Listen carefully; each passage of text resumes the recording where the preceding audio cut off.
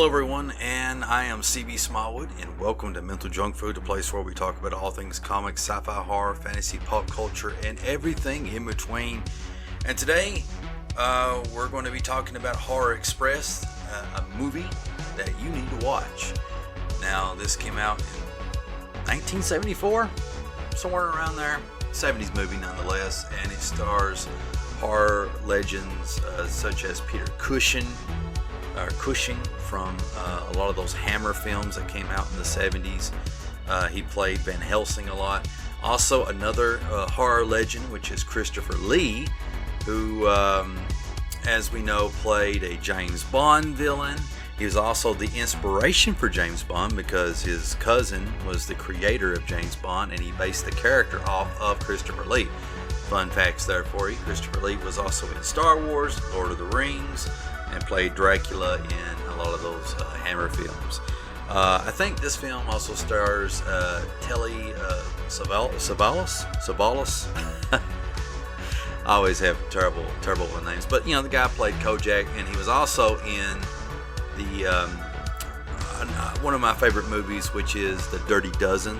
And if you've not seen The Dirty Dozen, you need to watch it. You know, if you're a fan of Quentin Tarantino films, I see no reason why you wouldn't love The Dirty Dozen. Anyway, we're talking about Horror Express.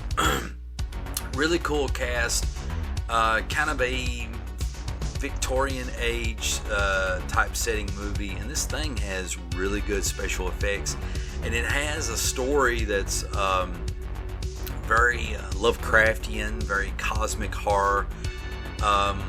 It goes a lot of interesting places that you wouldn't think a horror movie in the 70s would go, but it does. It's all about these people that are kind of trapped and stuck on a train. There's a guy that was a scientist, kind of like this head of this expedition, that had recovered a frozen living specimen of some type of caveman-like creature that they were bringing with them across this, I guess like an Orient Express, for lack of a better word. And something went wrong as they were transporting this thing on the train. And you know, interestingly enough, you know, as I watch this and I go back in my memories of having seen this a couple of times, I never really made the connections, but now that I think about it, it reminds me a lot of John Carpenter's The Thing, which of course John Carpenter's The Thing is based off the book Who Goes There, or something like that, the short story, which is also There Is a Thing movie that came out before that, but that's a whole other thing altogether. Point is, this movie has a little bit of those same elements as John Carpenter's The Thing. Except for he plays it up a lot better, and he goes that route a lot more when it comes to the isolation and kind of being stuck in a place and not knowing who the bad guy is and that sort of thing. But there is a bit of that in this movie. It's really enjoyable. I highly recommend it. I give it eight severed hands. I'd like to see this be remade into,